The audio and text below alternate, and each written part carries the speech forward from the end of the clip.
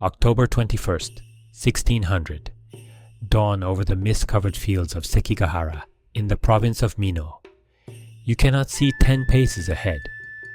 The fog sits thick and heavy across the valley floor, clinging to the rice paddies and creeping up the slopes of the surrounding mountains like a living thing. Somewhere in that gray wall of moisture, an army waits, perhaps 2, perhaps 100,000 men, their armor slick with condensation, their hands white-knuckled on spear shafts and sword hilts. Tokugawa Ieyasu sits motionless atop his horse at the eastern edge of the valley, his face a mask of patience carved from stone. At 57 years old, he has survived 4 decades of war, betrayal, and political maneuvering. He has outlived Oda Nobunaga, the demon king who first unified half of Japan. He has outlived Toyotomi Hideyoshi, the peasant who became regent and nearly conquered Korea. Now, in this fog-shrouded valley, he will either become the next shogun of Japan or die trying. Around him, 75,000 warriors of the Eastern Army stand in formation, arranged in units by clan and loyalty. The crimson-armored samurai of Inaomasa shift restlessly, their red-lacquered armor gleaming dully in the pre-dawn gray. Fushimi Masanori's troops hold the forward position, their banners hanging limp in the still, damp air. Honda Tadakatsu, the legendary general whom men call the warrior who surpassed death itself, commands the reserves with his famous deer antler helmet, towering above the ranks. They have marched through the night to reach this place. Their sandals are caked with mud. Their bodies ache from forced marches and insufficient sleep. But their eyes are sharp, scanning the wall of fog for any hint of movement, any sign of the enemy they know waits somewhere ahead. On the western side of the valley, positioned on the slopes of Mount Sasao and Mount Matsuo, Ishida Mitsunari commands what should be a superior force. 82,000 men of the Western Army occupy the high ground, a tactical advantage that should guarantee victory. Ukita Hide's troops hold the center in massive formation.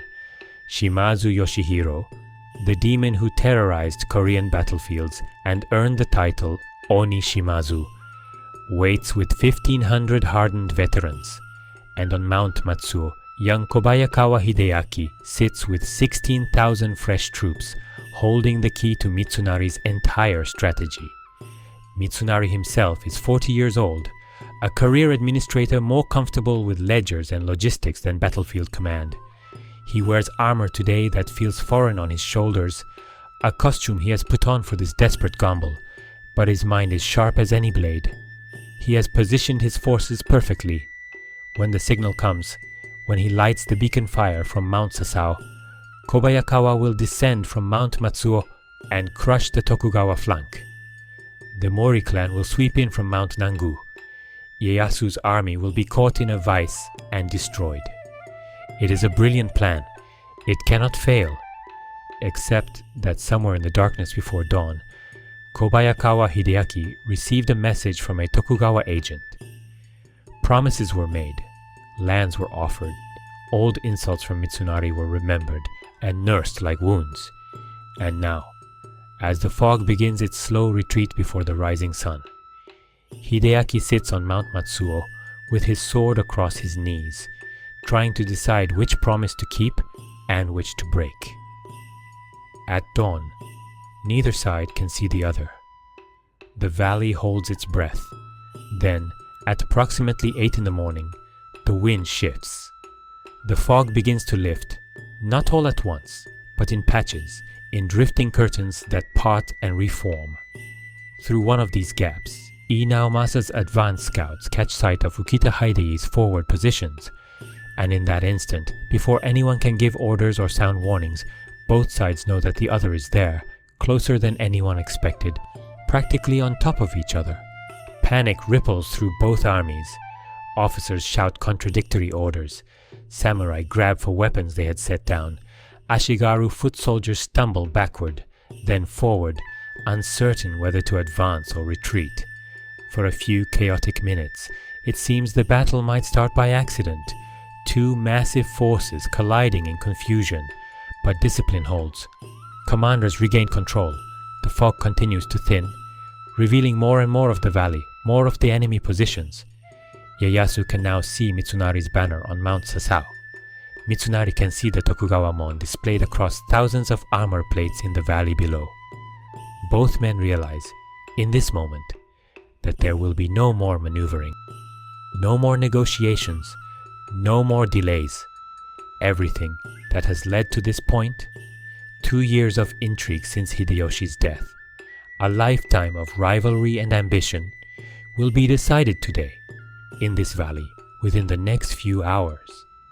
Ieyasu raises his war fan. Across the valley, Mitsunari gives the signal to hold position and wait for his flanking forces to engage. The last wisps of fog curl away into the morning sky. The sun breaks over the eastern mountains, illuminating 160,000 men arrayed for battle. And then, without ceremony or declaration, Inaomasa gives the order his red devils have been waiting for. The arquebuses fire. The first volley of lead balls tears through the morning air. And the Battle of Sekigahara begins. But to understand why 160,000 men now stand ready to kill each other in a valley in Mino province, you must go back 2 years, back to September 18th, 1598, when the most powerful man in Japan lay dying in Fushimi Castle. Toyotomi Hideyoshi is barely recognizable, the man who unified Japan through brilliance and brutality, who built Osaka Castle with stones so massive it took hundreds of men to move each one, who sent 200,000 troops to invade Korea. That man is gone. What remains is a withered husk, his body consumed by what the physicians cannot name. Perhaps stomach cancer, perhaps kidney failure, it does not matter. Death is coming, and even Hideyoshi, who bent all of Japan to his will, cannot stop it. Around his deathbed stand the 5 men he has appointed as regents, the Council of 5 Elders, tasked with ruling Japan until his son Hideyori comes of age. Tokugawa Ieyasu stands among them, his face carefully neutral. Maeda Toshi is there, Hideyoshi's oldest friend. Ukita Hideye, barely 27 years old, shifts nervously. Mori Terumoto maintains his composure. Uesugi Kagekatsu stands silent. Hideyoshi's hand trembles as he reaches toward them, his voice, once powerful enough to command armies across continents, now barely rises above a whisper. "Protect my son," he says. The words cost him everything. Protect Hideyori. Swear it. They swear. All 5 of them place their hands together and make the oath. But in that room, everyone knows the truth that cannot be spoken aloud. Hideyori is only 5 years old. Japan cannot be ruled by a child. And among these 5 regents, only one has the military strength, the political cunning, and the sheer ruthless ambition to seize what Hideyoshi has built. Tokugawa Ieyasu has been waiting 40 years for this moment. He is not like the others. Nobunaga was brilliant but unstable, eventually betrayed by his own general. Hideyoshi was a genius but born a peasant, always an outsider to the samurai class he commanded. Ieyasu is different. He is patient. He is legitimate. He is descended from the Minamoto clan, which means he can legally claim the title of shogun, something Hideyoshi, for all his power, could never do. For decades, Ieyasu has survived by knowing when to bow and when to stand firm. He bent the knee to Nobunaga. He allied with Hideyoshi even after Hideyoshi forced him to execute his own wife and son as proof of loyalty. He endured humiliations that would have driven lesser men to suicide. And now, as Hideyoshi's eyes close for the final time, Ieyasu's patience is about to be rewarded. The regent dies. His body is placed in state. All of Japan mourns. And the moment the funeral ceremonies end, the maneuvering begins. Ieyasu moves first, but carefully. He does not immediately declare himself shogun or seize Osaka Castle. Instead, he begins arranging marriages. He marries his son to the daughter of Date Masamune. the powerful daimyo of the north. He marries his granddaughter to Fukushima Masanori, securing one of Hideyoshi's best generals. Marriage after marriage, alliance after alliance, he weaves a web across Japan. These marriages violate the rules Hideyoshi established. The regents are not supposed to make political arrangements without unanimous consent. But Maeda Toshie, the only regent with enough influence to challenge Ieyasu, is dying of the same wasting illness that took Hideyoshi.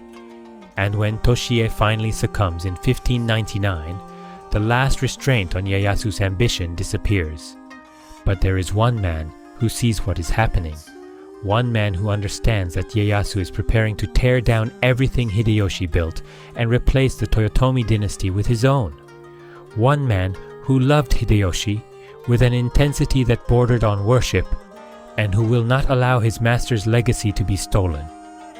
Ishida Mitsunari. He is not a warrior.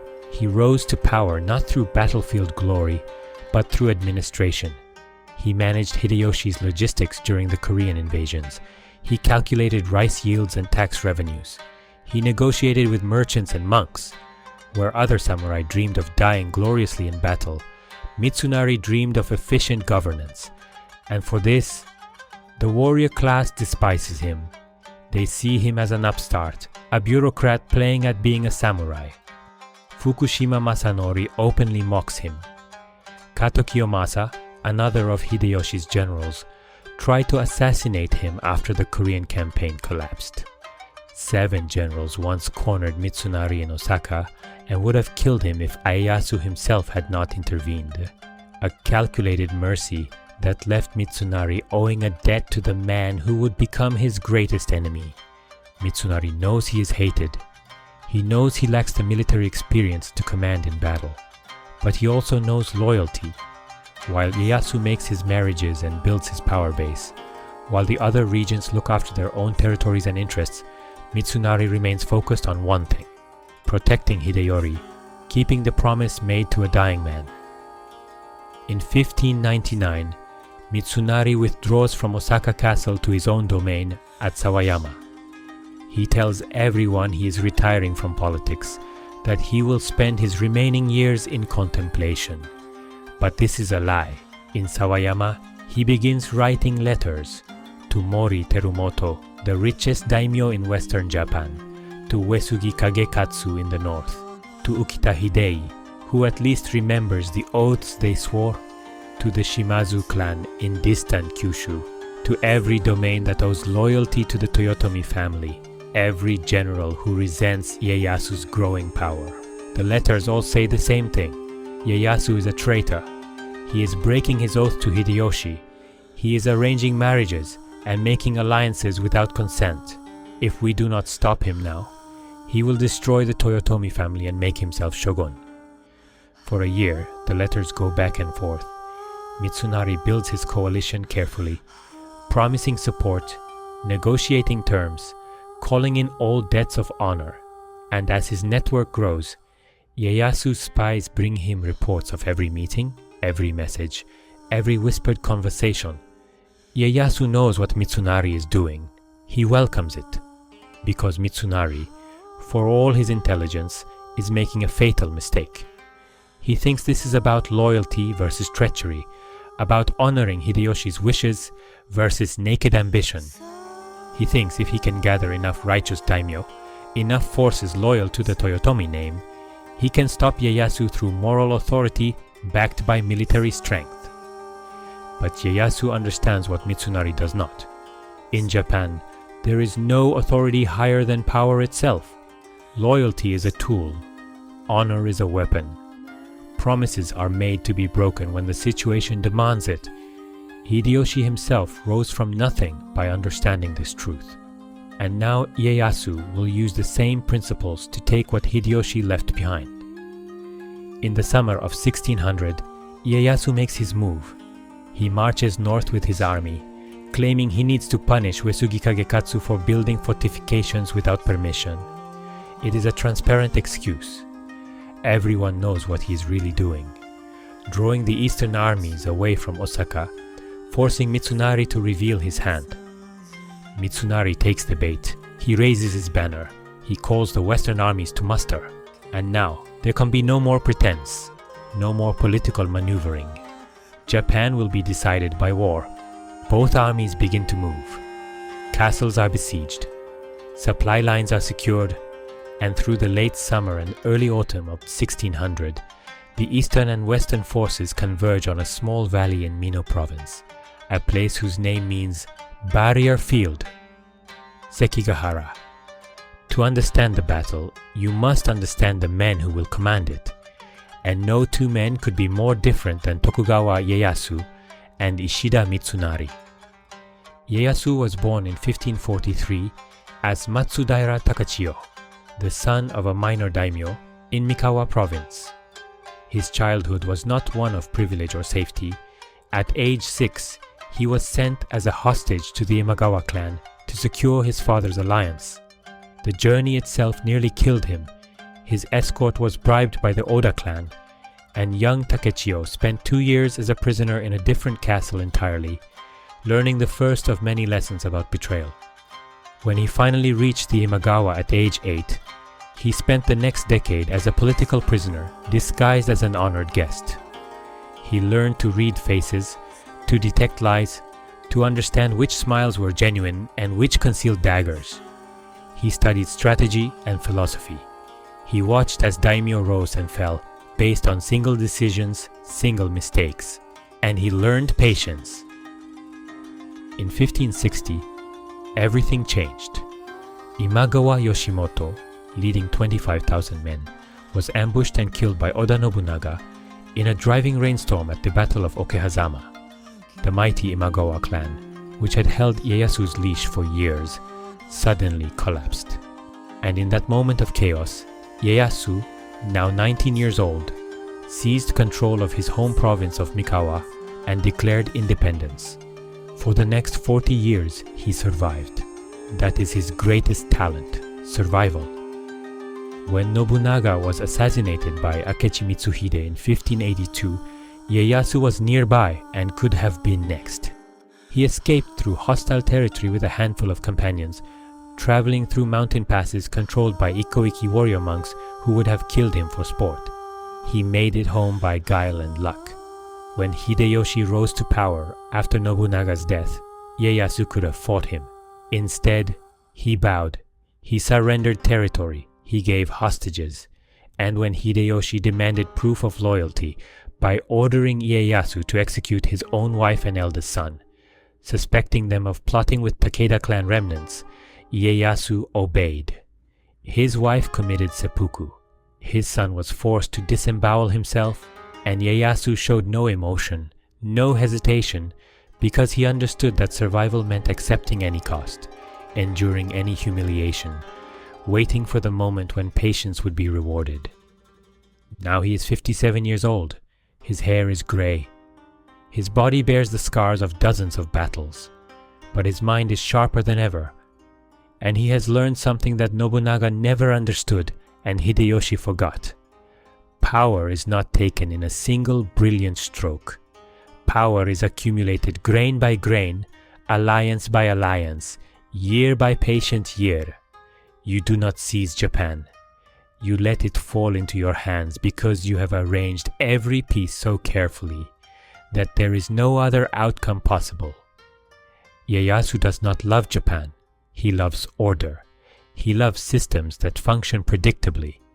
He believes the chaos of the Sengoku period, 150 years of civil war, can only end when one man has absolute power, when every daimyo knows exactly where he stands and what will happen if he steps out of line. He will create a peace so rigid, so total, that Japan will not see war for 2.5 centuries. But first, he must win this battle. Across the valley, Ishida Mitsunari presents an almost perfect contrast. He was born in 1560 to a minor samurai family in Omi province. There are legends about his first meeting with Hideyoshi. Some say he was a young monk who impressed the warlord by serving tea with perfect etiquette. Others claim Hideyoshi noticed his intelligence during a castle siege. What matters is that Hideyoshi recognized something in young Mitsunari. a mind that understood systems, logistics, administration, a mind that could turn chaos into order. Mitsunari became Hideyoshi's quartermaster, his chief bureaucrat, the man who made the impossible campaigns possible. When Hideyoshi besieged Totori Castle and starved it into submission, it was Mitsunari who calculated exactly how much food the defenders had and how long they could last. When Hideyoshi invaded Korea in 1592, sending 200,000 men across the sea, it was Mitsunari who organized the supply lines, the rice shipments, the coordination between dozens of daimyo who hated each other but had to work together. He was brilliant at it, possibly the best administrator Japan had ever produced. But brilliance at logistics does not translate into respect from warriors who measure worth by battlefield glory. The generals who fought in Korea, Fukushima Masanori, Kato Kiyomasa, Kuroda Nagamasa, blamed Mitsunari when the campaign collapsed. They said his supply lines were inadequate. They said he stayed safe in Nagoya while they bled in foreign mud. They ignored the fact that the campaign was doomed from the start, that Hideyoshi's ambitions exceeded any possible supply capacity, that Mitsunari had performed miracles just keeping the army fed at all. When they returned to Japan, 7 generals cornered Mitsunari in Osaka and drew swords. They were going to kill him, and Mitsunari, who had never been a warrior, who had spent his life with ledgers and rice tallies, faced them without flinching. He told them to do it, kill him if they wanted, but know that Hideyoshi would have their heads for it. Ieyasu intervened. Ieyasu, who understood the value of keeping Mitsunari alive as a counterweight to Hideyoshi's military commanders, who saw even then how useful Mitsunari's talent for making enemies would become. He negotiated Mitsunari's survival, and Mitsunari withdrew to Sawayama Castle, humiliated but alive. That humiliation never healed. Mitsunari nursed it like a wound that would not close. He knew the generals despised him. He knew they saw him as weak, as someone who used politics instead of swords to gain power. And perhaps there was truth in it. Mitsunari had never commanded men in battle. He had never felt the terror and exhilaration of leading a charge. His hands had never been stained with blood drawn in personal combat.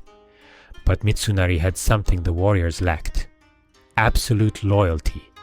He loved Hideyoshi with an intensity that went beyond duty or ambition. Hideyoshi had lifted him from obscurity, had trusted him with the mechanisms of empire, had treated him as a son when his own son was just a child.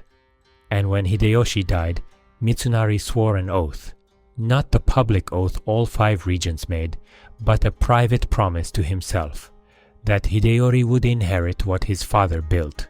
This is not strategy. This is not politics. This is faith, pure and desperate. Mitsunari knows he is not the best general. He knows his coalition is fragile, held together by competing interests and old grudges against Ieyasu.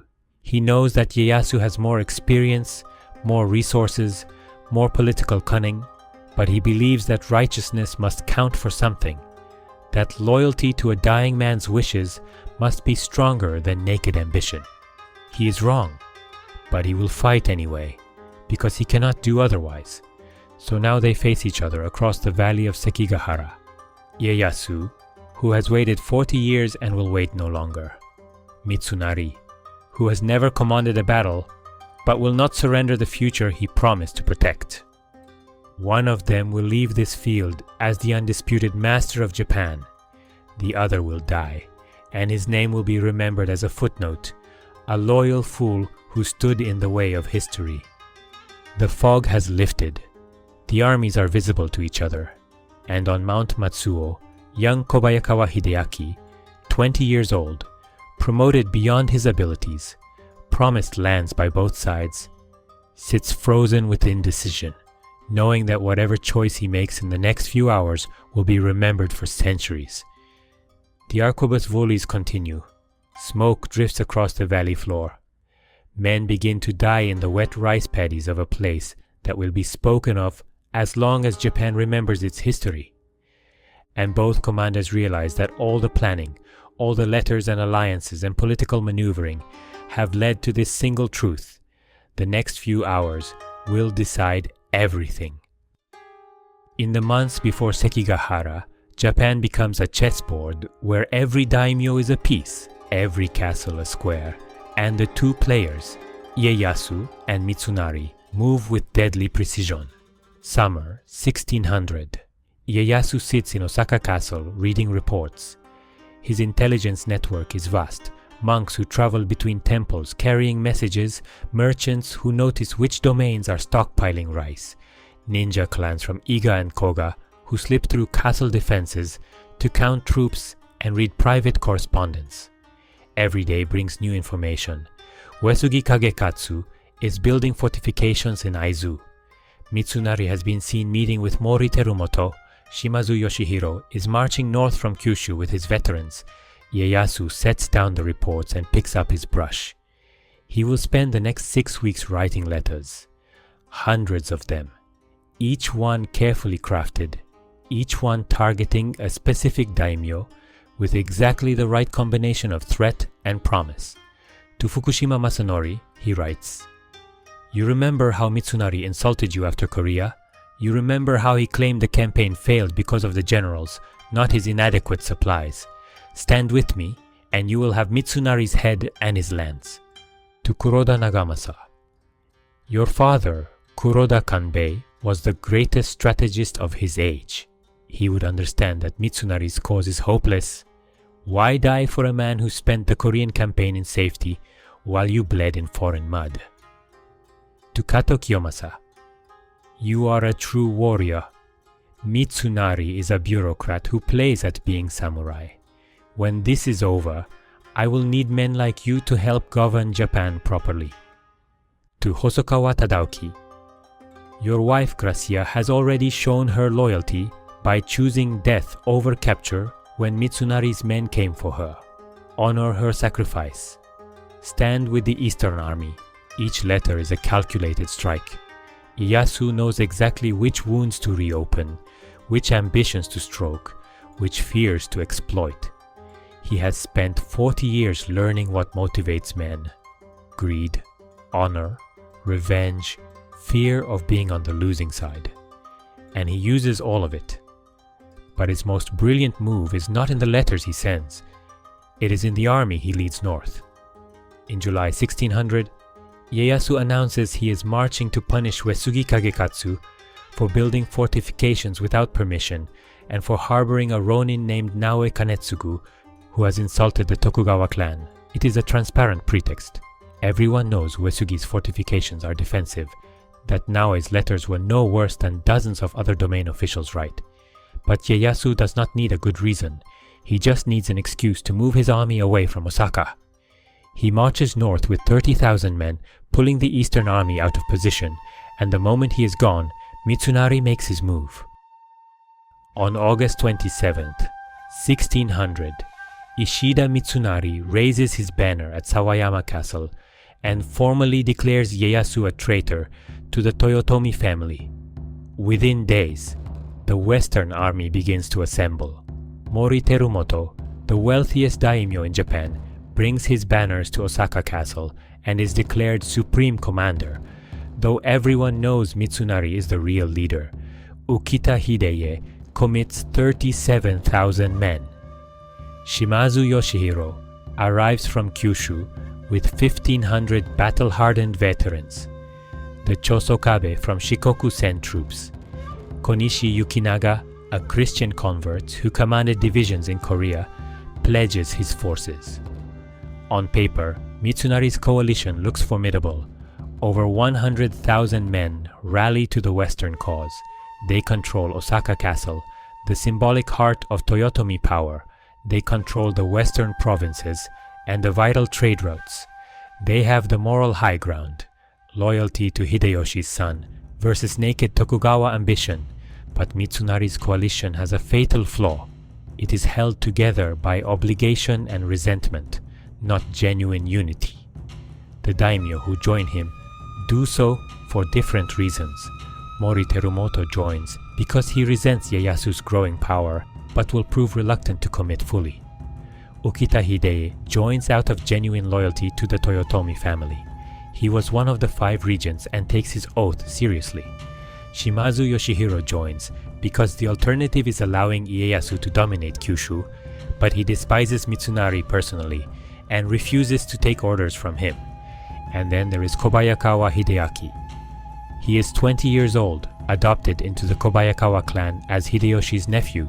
Hideyoshi gave him everything: name, position, a domain worth 120,000 koku, but Mitsunari took it away. After the Korean campaign collapsed, Mitsunari blamed several generals for the failure and convinced Hideyoshi to reduce their holdings. Kobayakawa's domain was cut nearly in half. It was a humiliation the young man has never forgotten. When Mitsunari's agents approach him in August 1600, Kobayakawa commits to the Western Army. He promises 16,000 troops. Mitsunari, desperate for military strength and knowing Kobayakawa's troops are well trained, gives him a crucial position in the battle plan: Mount Matsuo, overlooking the valley of Sekigahara. When the signal comes, Kobayakawa will descend and crush Ieyasu's flank. It is the linchpin of the entire strategy. But Kobayakawa has also been receiving letters from Ieyasu's agents. Letters that promise restoration of his full domain. Letters that remind him of Mitsunari's insults. Letters that suggest, very carefully, that the Western cause is doomed, and that wise men know when to change sides. Kobayakawa reads these letters alone in his tent at night. He does not share them with anyone. He commits to neither side completely. He will wait, he decides, and see how the battle unfolds before making his final choice. This decision will kill 30,000 men. By mid-September, both armies are converging on the Tokaido Road, the main highway connecting eastern and western Japan. Ieyasu, receiving news of Mitsunari's uprising, immediately turns his army around and begins force marching back toward Osaka. His son Hidetada is supposed to meet him with another 38,000 troops, but Hidetada gets delayed besieging Ueda Castle and will not arrive in time for the battle, a failure that Ieyasu will never fully forgive.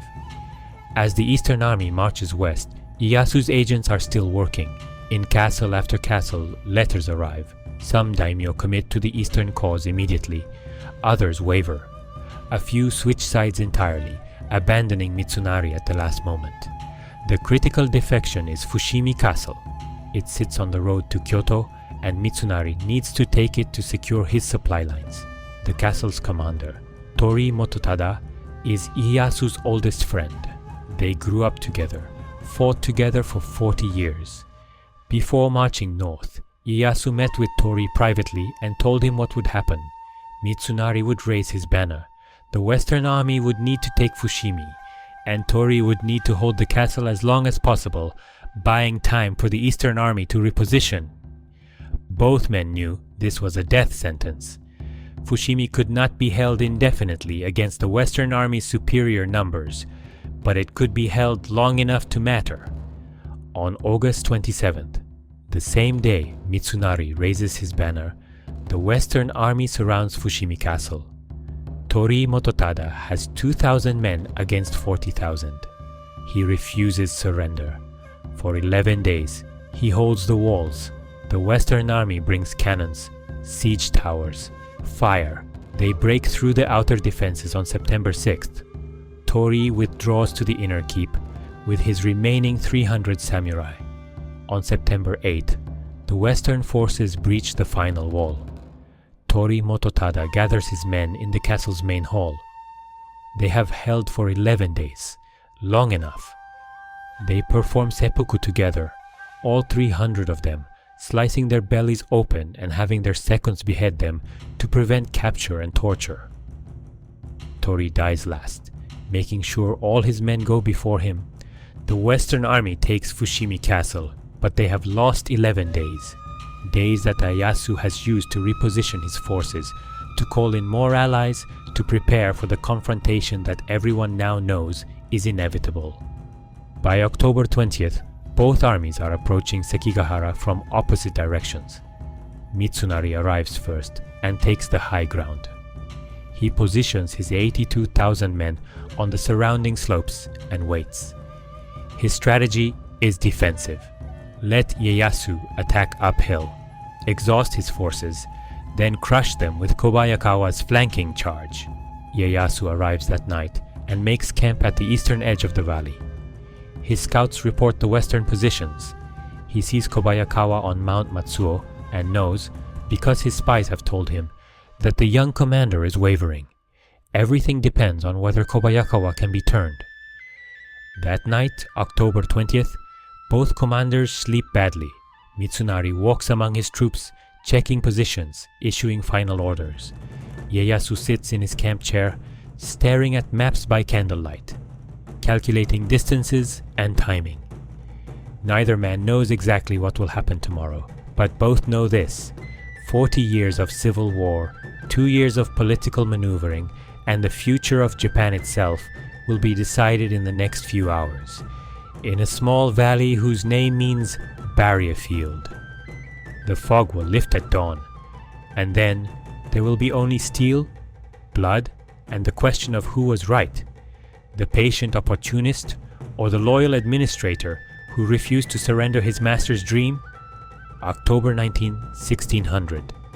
The day before the battle, the Western Army reaches Sekigahara first, marching east along the Nakasendo Road from Ogaki Castle.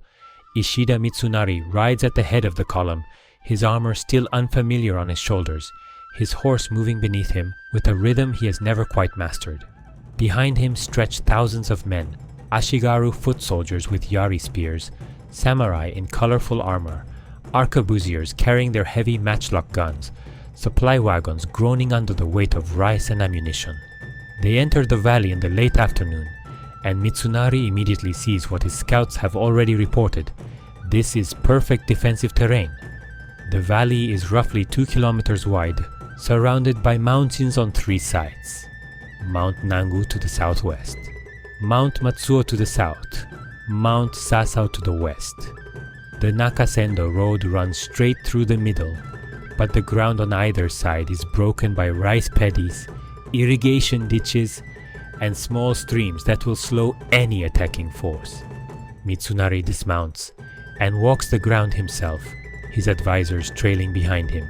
He is not a battlefield commander, but he understands terrain the way he understands supply chains, as a system of advantages and obstacles. He points to Mount Sasao. "I will position myself there," he says, "high enough to see the entire field. The Yukita forces will hold the center, blocking the road. Konishi Yukinaga's troops will take the northern flank at the base of Mount Ibuki. Shimazu will hold the southern flank." One of his generals, Shima Sakon, nods slowly. Shima is 47 years old, a veteran warrior who actually understands tactics. He is one of the few military men who respects Mitsunari's intelligence, even if he questions his battlefield experience.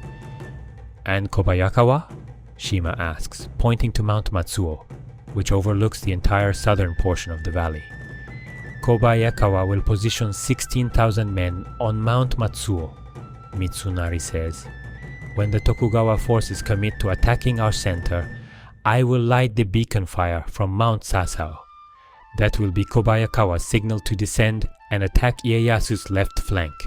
At the same moment, Mori Hidemoto's forces from Mount Nangu will sweep down and hit the right flank. Ieyasu's army will be caught in a vice. They will break. It is a good plan. On paper, it cannot fail." But Shima Sakon's expression remains troubled. "My lord," he says carefully, "has Kobayakawa confirmed he will follow the signal?" "He has committed his forces to our cause," Mitsunari replies. There is something defensive in his tone. His troops are already moving into position. Shima says nothing more, but he has heard the rumors. Everyone has heard the rumors. That Kobayakawa blames Mitsunari for the loss of his domain, that Tokugawa agents have been seen entering Kobayakawa's camp at night, that the young commander has been acting strangely, issuing contradictory orders to his subordinates. But Mitsunari cannot afford to doubt Kobayakawa now. The entire battle plan depends on Mount Matsuo. As evening falls, the Western Army fortifies its positions. Ukita Hide's 37,000 men dig in across the center of the valley, constructing hasty earthworks and setting palisades. They are the largest single contingent in the Western Army, and Ukita himself is only 28 years old, but has fought in Korea and understands how to anchor a defensive line. His men work through dusk, driving stakes into the ground, preparing firing positions for the arquebusiers. To the north, Konishi Yukinaga positions his forces at the foot of Mount Ibuki. Konishi is a Christian, baptized with the name Agostinho, and his troops include several hundred Christian samurai who fight with crucifixes hanging beside their swords. He has 6,000 men, veterans from the Korean campaigns who know how to hold a position against superior numbers. To the south, Shimazu Yoshihiro makes camp with his 1,500 men. The Shimazu are from Kyushu, the southernmost island, and they have a fearsome reputation. In Korea, they were known for taking the noses and ears of enemy soldiers as trophies. Chinese and Korean armies feared them more than any other Japanese unit. Shimazu himself is 64 years old, a scarred veteran who has been fighting since before Nobunaga unified central Japan. When Mitsunari's messenger arrives with positioning orders, Shimazu barely looks at him. The Shimazu do not take orders from bureaucrats, he says flatly. His men laugh. The messenger retreats, humiliated. This is the fundamental problem with Mitsunari's coalition. He has assembled 82,000 men, but half of them resent his command. Shimazu will not move without direct orders from Mori Terumoto, who has remained at Osaka Castle and will not arrive for the battle. Other commanders harbor similar grudges. The Western Army is not unified. It is a collection of domains held together by shared opposition to Ieyasu, not by loyalty to Mitsunari himself. But Mitsunari cannot afford to think about this now. The troops are positioned. The plan is set. Tomorrow, when Ieyasu's forces appear, they will be drawn into the valley and destroyed. And then, the road to Edo will be open. The Tokugawa lands can be seized. Hideyori will be safe. It has to work, because if it does not, everything Hideyoshi built will be lost. That same night, 20 kilometers to the east, Tokugawa Ieyasu makes camp near the village of Akasaka. His army is exhausted from forced marching. They have covered incredible distances in the past week, racing to reach Sekigahara before Mitsunari can consolidate his position. The men collapse beside their campfires, too tired to eat. Horses stand with their heads hanging low. Even the officers move slowly, their bodies heavy with fatigue. But Ieyasu does not rest. He sits in his command tent with his senior generals, Honda Tadakatsu, Ii Naomasa, Fukushima Masanori, Kuroda Nagamasa, and listens to the scout reports. Mitsunari has taken the high ground, the scout says, pointing to a rough map sketched on rice paper. Ukita holds the center. Konishi is to the north, Shimazu to the south, and Kobayakawa is on Mount Matsuo with 16,000 men. Ieyasu stares at the map. His face reveals nothing. He is thinking about Kobayakawa, about the letters his agents have been sending, about the promises that have been made. The entire battle may hinge on whether Kobayakawa can be turned. Can we go around them? Fukushima Masanori asks. He is a warrior, not a tactician. He wants to avoid attacking uphill if possible. No, Honda Tadakatsu says immediately. Honda is the legendary general, the man who has fought in more than 50 battles without receiving a single significant wound. Men call him the warrior who surpassed death itself, because he seems unkillable. If we try to bypass them, they will follow and attack our rear. We must engage them here. Then we attack uphill into prepared positions, Kuroda Nagamasa says slowly. He is thinking out loud, calculating odds. They have the high ground and superior numbers. On paper, we should lose. On paper, Ieyasu agrees. But battles are not fought on paper. He looks at each of his generals in turn. These are men he has fought beside for decades. Honda saved his life at Komaki. Ii Naomasa charged into certain death at Nagakute. Fukushima and Kuroda were Hideyoshi's generals once, but have chosen to follow him instead, lured by promises of land and power, but also by the understanding that Ieyasu represents order, stability, a Japan that will finally be at peace. Tomorrow morning, Ieyasu says, we will enter the valley. The fog will be thick. It always is in these mountain valleys before dawn. We will advance until we make contact with Yukita's forces. Then we will engage them directly, committing our full strength. That is exactly what Mitsunari wants. Ai Naomasa objects. He is young, aggressive, always eager to find the clever tactical maneuver. He wants us to exhaust ourselves against his center, while his flanking forces prepare to attack. Yes, Ieyasu says calmly, that is exactly what he wants, and we will give it to him. We will commit so fully to attacking his center that he will be certain of victory. And when he is certain, when he lights the beacon fire to signal his flanking attack, he pauses, his eyes still on the map. That is when we will see who Kobayakawa truly serves. The tent falls silent. Everyone understands now.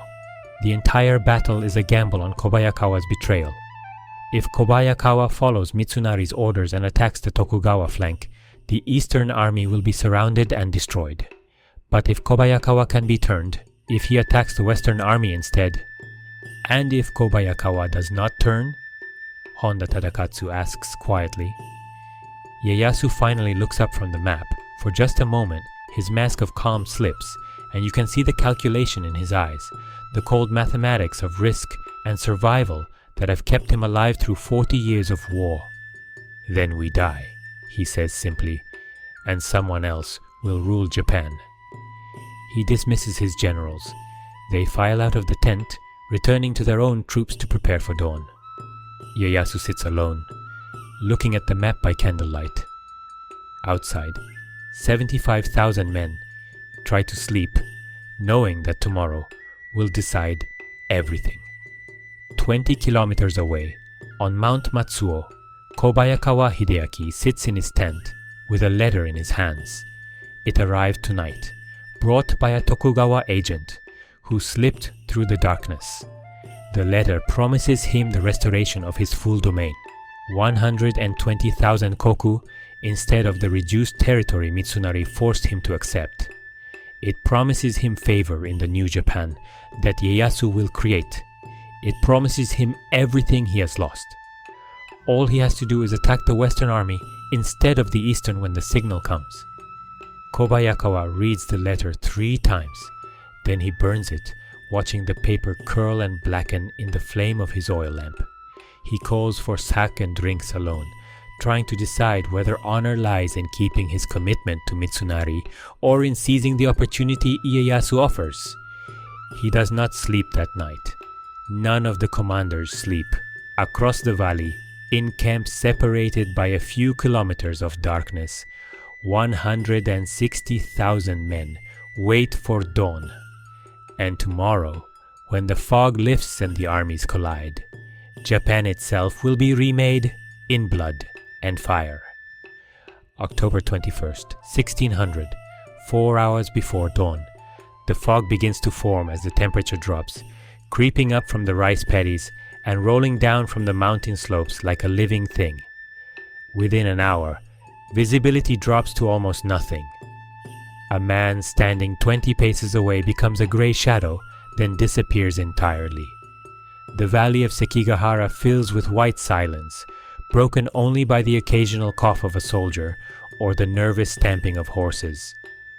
On Mount Sasao, Ishida Mitsunari stands at his command post, wrapped in a cloak against the autumn cold. He cannot see his own army anymore.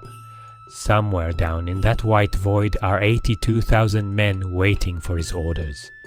Ukita's forces holding the center, Konishi to the north, Shimazu to the south, and on Mount Matsuo, invisible in the fog, Kobayakawa with 16,000 troops who will decide the battle. Mitsunari's hands are shaking, not from cold, from exhaustion and nervous energy. He has not slept. Every time he closed his eyes, he saw the battlefield in his mind, calculating movements and timings, worrying about supplies and morale, and 1,000 things that can go wrong when 8 different daimyo are supposed to coordinate their actions perfectly. Beside him, Shima Sakon stands silent, his hand resting on his sword hilt. Shima has fought in dozens of battles. He knows what the next few hours will bring. The screaming, the blood. The moment when carefully laid plans dissolve into chaos and survival becomes the only tactic that matters. He glances at Mitsunari and sees a man who has never experienced this, who understands war as numbers on paper, but has never felt an enemy blade bite into flesh or seen a friend die beside him choking on his own blood. "My lord," Shima says quietly, "when the fighting starts, you must stay here on Mount Sasao. Do not descend to the valley floor." Mitsunari looks at him sharply. "You think I will run?" "I think you are not a warrior," Shima replies, not unkindly. "Your value is in commanding this army, not in fighting with it. If you die in the first hour, everything collapses. Stay on the mountain. Watch the field. Give the signal when the time comes." Mitsunari wants to argue, wants to prove he is not a coward, but he knows Shima is right. He nods slowly and returns his gaze to the fog. Somewhere in that whiteness, Tokugawa Ieyasu is approaching with 75,000 men. The scouts reported seeing their campfires last night near Akasaka. By dawn, they will be at the valley's eastern edge. The plan is simple. Let them come. Let them see the Western army arrayed on the high ground and realize they must attack uphill to reach Osaka. They will commit their forces to breaking Yukita's center. And when they are fully engaged, when their attention is focused forward, Mitsunari will light the beacon fire.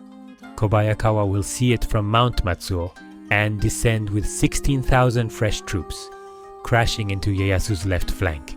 At the same moment, Mori Hidemoto will bring his forces down from Mount Nangu to hit the right flank. The Tokugawa army will be surrounded on 3 sides, pressed against Yukita's defensive position, and destroyed. It cannot fail. The mathematics are perfect. The positioning is ideal. And yet Mitsunari's hands continue to shake. In the valley below, Ukita Hide walks among his troops as they wait in the darkness and fog. He is 28 years old, barely older than many of the men he commands. But he was one of Hideyoshi's 5 regents, and takes his oath seriously. His father served Hideyoshi before him. His entire life has been built on loyalty to the Toyotomi family.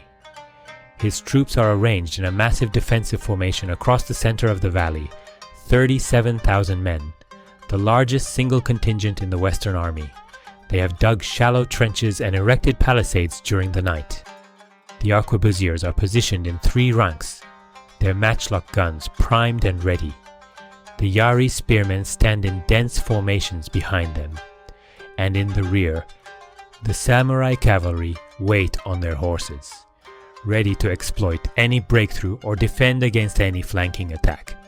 Ukita stops beside a group of young Ashigaru, peasant foot soldiers, barely trained, carrying spears that look too heavy for their thin frames. They are terrified. He can see it in their eyes, in the way they grip their weapons with white-knuckled hands. "You know why we fight today?" Yukita asks them. They shake their heads, too frightened to speak. "We fight for Hideyori," Ukita says, "for the son of the man who unified Japan and gave us 20 years of peace. Tokugawa Ieyasu wants to steal what Hideyoshi built. He wants to take everything and make it his own, but we will not let him. Today, on this field, we will show him that loyalty means something, that oaths sworn to a dying man are not empty words." The young soldier straightens slightly.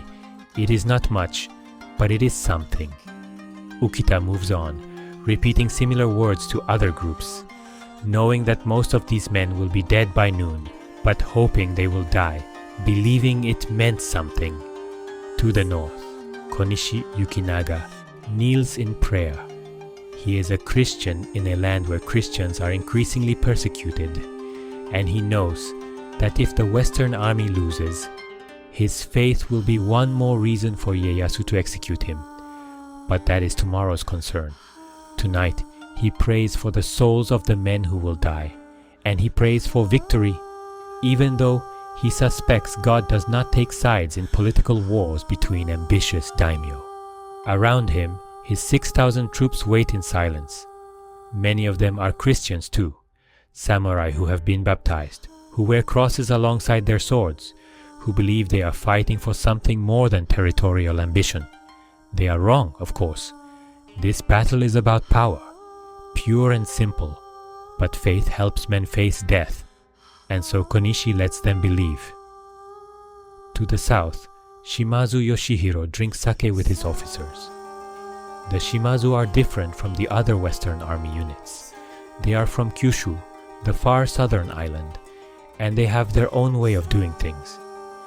They do not fear death the way other samurai do. In Kyushu, there is a tradition called funshi, choosing to die in a blaze of glory rather than accept defeat. The Shimazu have practiced this for generations. Shimazu's officers are all veteran warriors, men in their 40s and 50s with scars covering their bodies. They fought in Korea. They fought against the Otomo clan. They have seen everything war can offer and survived it.